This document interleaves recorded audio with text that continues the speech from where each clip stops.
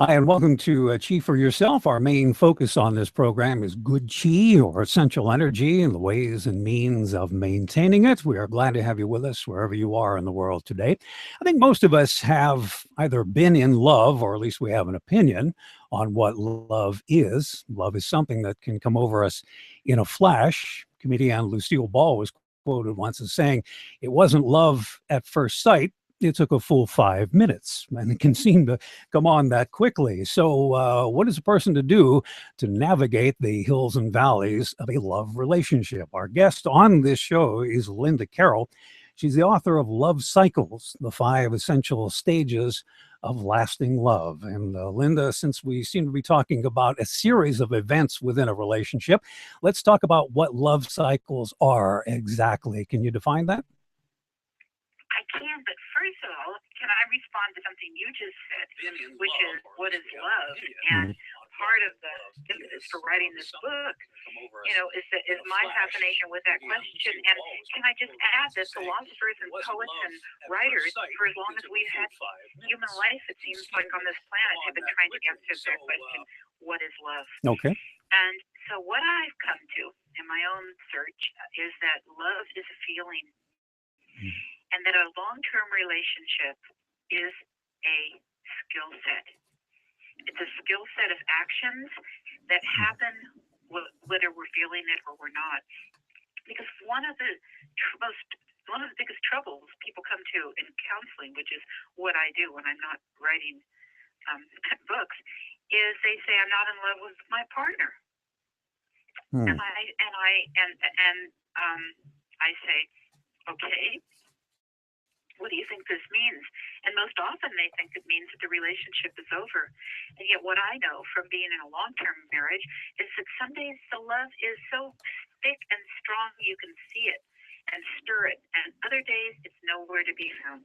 And so really, I've come to this idea that, and I would say I have a very rich marriage, but it doesn't mean that we always feel the same thing, and that some days are sort of dull, and some days they're hard, and some days are wonderful.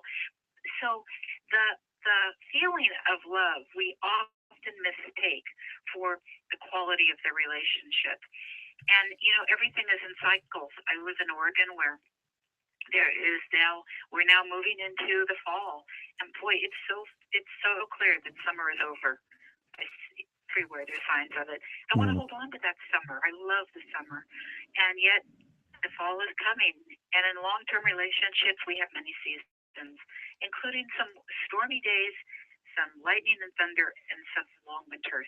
And I think it's inevitable. But we think that because we've moved from summer to fall, something's wrong. It's just a cycle. So love cycles is based on this idea that cycles are normal and everything. Love is a feeling. A long-term relationship that is um, successful, because many long-term relationships have the years, but not the goodness and enrichingness Yeah. in them. Long-term relationship that is successful is based on lots of acts of and lots of skills that have gone on through that time, through days of love and days of not so loving. Hmm. Well, So so how is that? Yeah, go ahead. no, that's an excellent start to getting into some of these different facets of the relationship. And so often the relationship loses its luster, and things like monotony and antagonism can set in. Are couples wasting their energy if they promise each other they'll be different and stay immersed in that first blissful cycle of merge? No, I don't think so. But I think that it's not just promising each other that you're going to stay in it is like promising your partner that you're going to stay in an exercise program. But the bottom line is not what you promise; it's what you do. And if you, it's a yo- and I think that a long-term love relationship it's like a yoga practice or any other kind of practice, a running practice. Is that you have got to do the things that keep love alive. You don't just say we're going to do it, but my husband has brought me a latte every morning for 30 years. And some mornings he brings me the latte and he hands it to me with a smile. And some mornings he's preoccupied and he just hands it to me. He brings it to me in bed. He gets up much earlier than I do. And some mornings he brings it to me with a frown. Some mornings he's even put it on the other side of the bed, on his side, when he's really mad at me to punish me and make me have to reach for it. But he brings me that latte every day. And that to me is such a rich love song because it's those acts that move us through. I can't stay too upset with that latte in my hand. It's an ongoing memory or thought of all the good that he puts into the relationship, as well as the petty things I'm usually upset about. So it's not just promising we're going to stay in this place, but I'm willing to do those actions, those acts of goodwill that keep it going. Lattes and appreciations and all those things that we do to nourish a relationship. Yeah, yeah. Now I know from the book you had some bumpy points in your marriage, but you were able to overcome those. Were you ever at a point where you thought, "Hey, I don't know if this is working out"? Sure, I have. I've been, of course, and I mean, I say, of course. I think that I think that most people, if they're honest, have those kinds of moments. But when in reflection, those moments were more about me and my own frustration at certain times in my life than they were about him. But when we are having trouble in the world or in our work or in other parts of our life, guess who the first person sitting in front of us is that we look at is our partner. And so often the trouble that's going on inside of me gets projected onto my partner, but it's not about him. But I've had those moments, but I also have a memory, and in my mind, it comes up every day when he hands me that latte. That reminds me that the better part of our relationship is bigger. I have two friends that have run every day for 45 years. And they've run through sickness. They've run through the biggest messes you've ever seen in a marriage. And they've run not speaking to each other, but every day they got up and they went for that run. And now they run on different legs than they had 45 years ago. But they will say, they have one of the richest marriages I know, people say, how did you get through some of those really hard times? And one of the things they say is, we had to practice. And we ran on that beach every morning without even speaking to each other. But we did it. There was some way we both showed up and we let the storm pass and something new could come in. Is that making sense? I'm not avoiding your question. No, it does. It does. Oh, good. It does. Okay. It does. I can see where there's a point at which sameness is sort of an anchor, and it actually is a reminder that you care, even though it is the same thing day after day. It's more of a symbol than anything else. That's right. And if you think about a human life, one person, and what we go through in our own life, most of us, that we have certain times where we doubt our career or we doubt our friendships or we doubt what we're doing with our time. We have days we wake up, we feel great. There are other days that are harder to get through, and some days are really the doldrums. Well, if you put two people together, isn't that going to happen in a relationship? And it doesn't mean something's wrong. It just means you're two humans together. Now, there are times, of course, that people need to leave a relationship, and I'm not saying that everything is going to be fine if you bring each other a latte or go for a run on the beach. But I'm saying for a lot of people that get lost in the normal struggles of life, the normal struggles of a relationship, that if they can find a way out of the struggle, they find that the relationship is there and it's intact. Well, we're going to ask you to put your therapist hat on now. And as a therapist, you've probably heard every laundry list of things that bug people about their partners: eating crackers in bed, squeezing the toothpaste tube in the middle. Is there a point, or what do you say if your couples feel that there's a point at which it's just not worth it anymore? Can you encourage them to change, or when do you know that it's over? It's so interesting. I'm doing so many interviews now for my Love Cycles book, and that's a question people ask over and over again. And I keep thinking I'm going to come up with a really clever answer, but you know what? I don't have one. I have an answer, but it's not a black and white answer. I mean, there are big issues that are not overcomable. Crackers in bed may be big for a few people, but that there are issues that are really excruciating for people. profound differences. And we know that that isn't always true either, but politically or spiritually, or one person who is in an ongoing affair with another, or somebody who is so self-centered they don't have a space for a partner, or things that just don't work year after year after year. But I have seen people with the biggest messes you could imagine work it out, and I've seen people who have so much in common and so much that's similar between them, and even like each other, but they don't seem to have the juice to stay in the marriage. Mm-hmm. So I've come to the conclusion that while there are certain things that we need to leave, like if we are in danger, or if the other person is doing behavior that's very painful and dangerous for us, that it's really something that each individual person knows in their body. I've sat with people who have said, "Should I leave or should I stay?" And they've made endless lists about what's good and what isn't working. And the list maybe get you to a place where but the list really don't tell you. The answer's in your body. There are people who stick with it through impossible situations because something in them says, "I need to work it out with this person. I need to put a little more into it." And then there are people for whom that just isn't there. It's done. The energy is gone and it isn't coming back. So I don't have a great big answer to that. I have an answer that you stay with the process and try and get out of the pain. And if you can get out of the pain of where you're caught with each other, what that troubling dynamic is, or dynamics are, then you can see the relationship more clearly. But I don't know that there's no 1, 2, 3 about it. Mm-hmm. It's like love itself. How love comes and how love goes. It's very complicated, and I think each person has to find out in their life what that means for them. Mm-hmm. Some couples you look at and you think, "Gee, didn't you know this about the person before you hooked up with them?" I mean, it seems so obvious. Well, we discuss likes and dislikes with are there any red flags that could pop up and say, "Hey, run the other way"? Yes, there are. There are big red flags. Sadly, one of the things that happens when we are falling madly in love is that we have all these chemical changes in our brain. And so one of the things they do is they stop us from seeing red flags. But, red flags, it's a great topic. And I think that people say, "How do I know? I'm madly in love with this person. How do I know if this is someone I should be with?"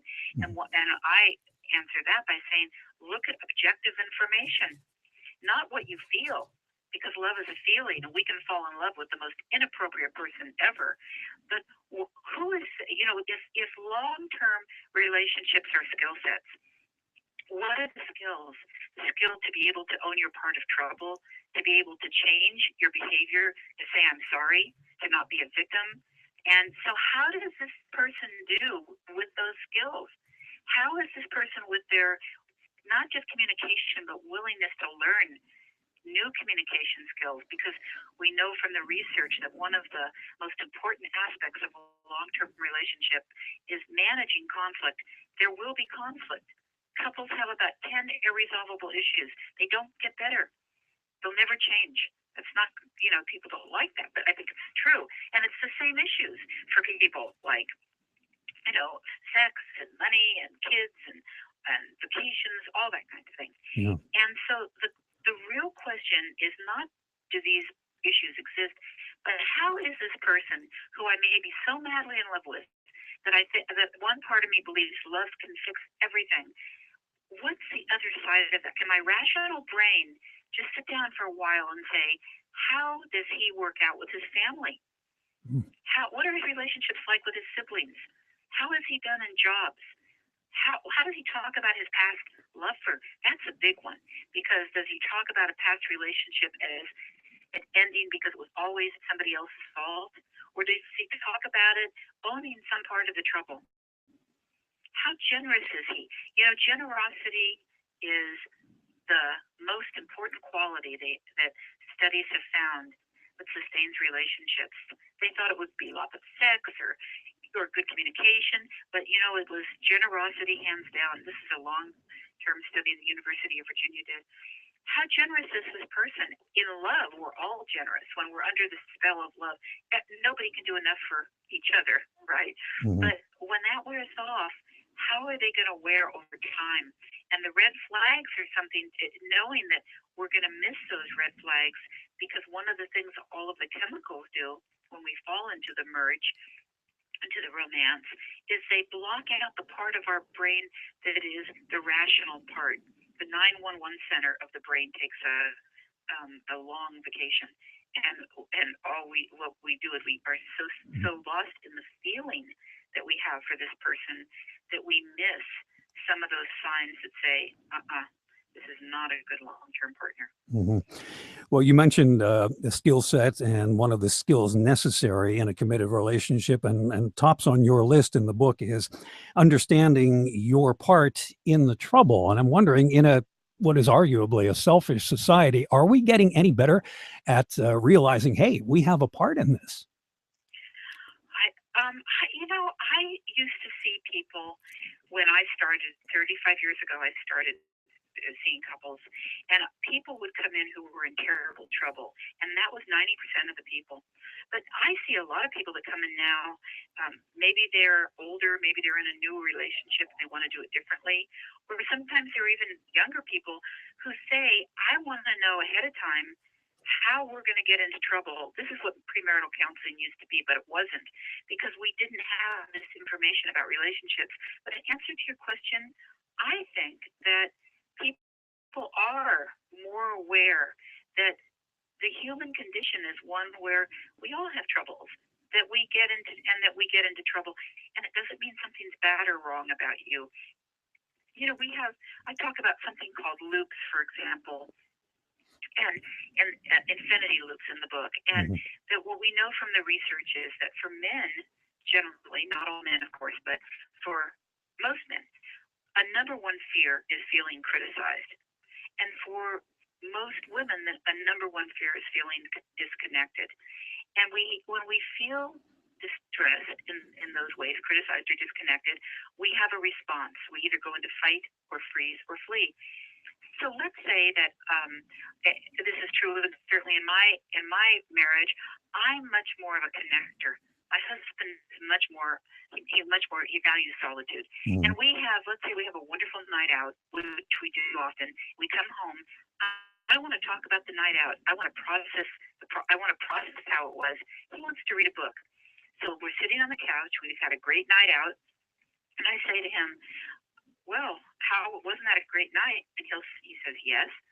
And I say, what's wrong? Nothing's wrong. He says, I'm reading a book. Yeah, but we just had this wonderful night, I say. Do you want to talk about it? No, we don't need to talk about it. It was great, but now I want to read my book. Now then, what do I do? Do I start to get critical, which I may do, and say, how can I really trust these wonderful nights when we come home and you're not available? And then he may withdraw. And if he withdraws, I may get more critical. And so what we're doing is we're responding to our stress. So what I need to do with that is I need to see my part is that I'm just wanting more connection. He's not able to give it. Neither of us are wrong. And so what he might do is he might say, when I come up and say, hey, what are you doing? He will look up perhaps and say, well, I'm reading, and I know you probably want connection. How about if we talk in a little while? Just give me a little space. That settles me down. Or I might feel like I want to go towards him, but instead of doing that, I know that it's just that I have a different need than he does. Neither of us, again, are wrong. And instead I might say, hey, how about when you're done reading if we have a little more time? But that's very different than the first instinct, which is to move forward or to push away. So in answer to your question, I think as we're learning more culturally from all kinds of great books and programs and teachers, that people are not doing something wrong, they're just being different, that it's easier to look at one's behavior instead of thinking it is wrong. To just think of it as, I'm a different kind of person than he is, and how do two different people work out together? For a country that fixates so much on sex, we seem to have a not so good record on sexual relationships. And since it can be the source of so much heartache, how much value or attention should we put on it in the relationship? How much attention to sex? What a great question, huh? I think again, I'm going to skirt a little bit and say that's a very important part of a relationship, and we know all the wonderful things that sex does for us. That there's lots of good reasons to keep your sex life rich and alive. I mean, it relieves stress, it lowers blood pressure, it boosts our immunity. And we even know that it reduces depression. But I think there's a more important question, which is, or a more important thing to keep alive, which is the conversation about sex. People stop talking about sex, and that is, and again, in a long-term relationship, you go through a lot of seasons with sex. You may have kids in the bed, or cycles at work that affect your libido, or you just, as aging affects sex greatly, affects our libido, at least most of us. How do we keep talking about it? How does the conversation stay alive? Because often when people have different desires, which is the number one trouble people complain about, is desire discrepancy. When people have desire discrepancy, often they stop talking about it. One person wants to have sex all the time. Mm-hmm. One person is totally not interested, and they make a story up about what it means. The person whose partner isn't interested says to themselves, "Oh, if she loved me, she'd want to have sex. Therefore, she must not love me," and closes off. Or the person who's with somebody who's always wanting sex and who has a low libido says, that person's sex drive is an overdrive. This is, they're not interested in connecting. They just want sex. So we make a story up about what's not true. And then we react as though the story is true. The conversation is what we need to have happen, which is that in fact, there's an interesting study about couples who stop having sex. There are many studies. And because we know that 1 out of 5 couples have stopped totally. Don't have it, don't talk about it, never will again. And not to mention people who have less and less and less. But one of the interesting studies about that is that it's very often men who stop having sex. And it's not what we think of in a relationship. We think about men as having so much more testosterone, but actually it's often the man that stops. And the reason is that we know that for men over a certain age, that their bodies don't work like they once did. Mm-hmm. They have all kinds of sexual issues that happen that are normal. They're not abnormal. They have premature ejaculation, or if they're not able to get an erection, or there's a whole variety of normal aging behaviors. But because men don't talk about this very much with each other, and often, and I'm not saying all men for sure, but I'm saying many men, and often are identified with themselves at a younger age sexually, just like physically, that when it doesn't look right, they will feel embarrassed, ashamed, and not know how to laugh at it, not know how to talk with their partner about, what, I'm reading about this, and this is common for men my age. What should we do? Instead of that, they close up. And so that's it. The topic's closed. It's not, and of course, nothing's always true, but I found that really an interesting study that men are the ones that stop it often. Yeah.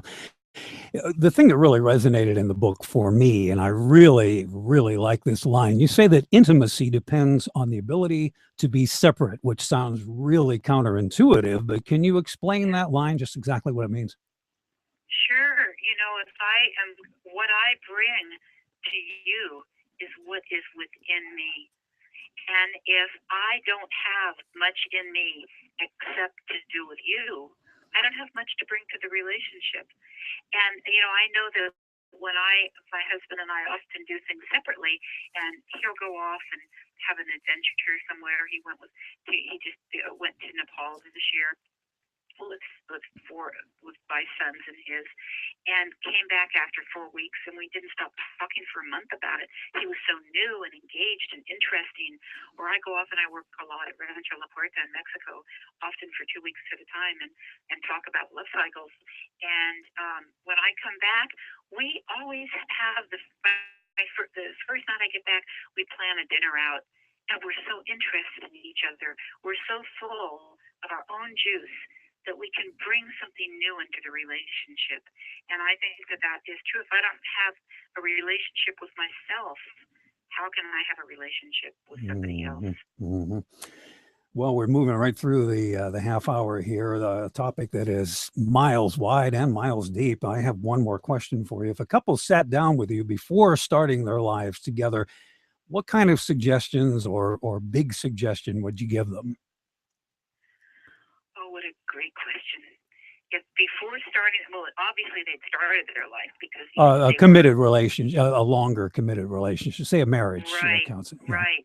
I think what I would probably do is I would probably invite them to become familiar with something like the Enneagram, which is a personality study, which is, and there are many different ones out there. I love the Enneagram the most, but something which helps them see how they're different going into it, how that they're different, and to anticipate that even though they're in this magical stage of love right now, that's going to wear thin, and that when that happens, those differences are going to get bigger. So I would help them understand that being different isn't wrong, and that right now those differences seem to appeal, but eventually, what we fall in love with, often the other side of that annoys us. And so giving them some things, some information about that happening before it happens, if they've come in to try to find out about it, I think it's a great thing, a great sign that they're really interested in doing something proactively. Mm-hmm. Mm-hmm. So that's what I do. Now, give us your website. Where we find you on the web? Okay, it's lovecycles.org, and there's a quiz on that website that lets people take the quiz and find out what cycle they're in, and then it just gives you some really good information about what to do in each cycle and ideas for how to make it easier. Lovecycles.org is how they get to me, and how they can get the book anywhere. It's all over, but if they want to do the quiz, that's really fun. Lots of people have enjoyed that. The book is Love Cycles, The 5 Essential Stages of Lasting Love, from Linda Carroll. Linda, thanks for being with us today and for bringing light to the subject of love and helping us kind of navigate the love landscape. I hope you come back and talk with us again, okay?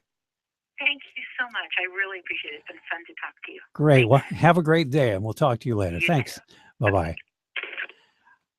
All right, and we will link to Linda Carroll's website, and you'll see that at achieve4yourself.com. I want to say thanks to those who have subscribed at the website and are getting the blog posts, and by doing that, getting news of future guests and talk show topics and things like that, talking points and what have you. That's what you'll get if you subscribe. So if you're not already at the website, if you're watching, let's say, from the YouTube page, go to the website, leave your email address, and we will make sure that you get caught up on what's going on with the show.